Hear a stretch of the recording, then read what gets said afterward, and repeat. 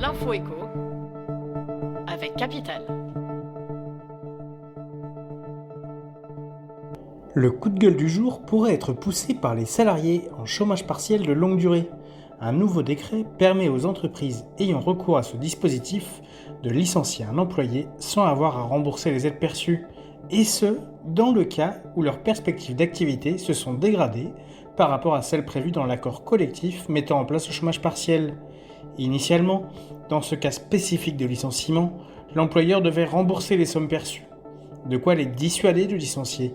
Sauf qu'avec ce décret, la contrainte du remboursement des aides disparaît. En profiteraient-elles pour se séparer plus facilement de leurs employés ?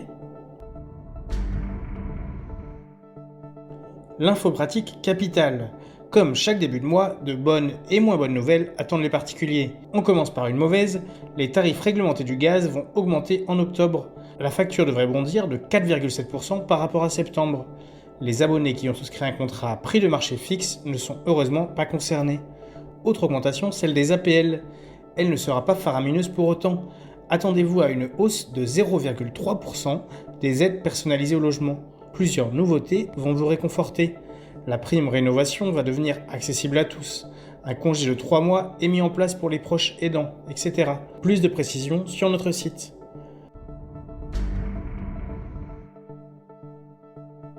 Le chiffre du jour, 75%. C'est le pourcentage de Français qui souhaitent continuer à pratiquer le télétravail au cours des prochains mois, selon un sondage exclusif YouGov pour Capital. Si les salariés interrogés sont majoritairement en faveur de ce nouveau mode de travail, ils sont plus divisés sur ses modalités. Concernant la durée par exemple, 40% des salariés préféreraient travailler 2 jours par semaine, tandis que 21% opteraient pour la semaine intégrale. Quant au risque d'isolement, 65% ne craignent pas cette solitude, contre 35% qui sont d'un avis contraire. Et vous, qu'en pensez-vous ? Donnez votre avis sur capital.fr.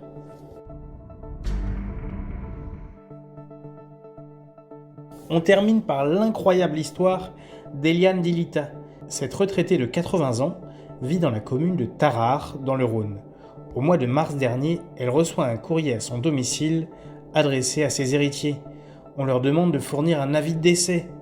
L'ancienne aide-soignante l'ignore, mais elle vient de se retrouver plongée dans une histoire kafkaïenne. Son homonyme, qui vivait à 50 km de là, est morte. Plus de 6 mois après, elle n'a toujours pas touché sa retraite, alors que l'administration considère qu'elle est décédée. Une situation dramatique qui devrait heureusement bientôt prendre fin. À lire sur capital.fr. C'était l'info éco avec Capital.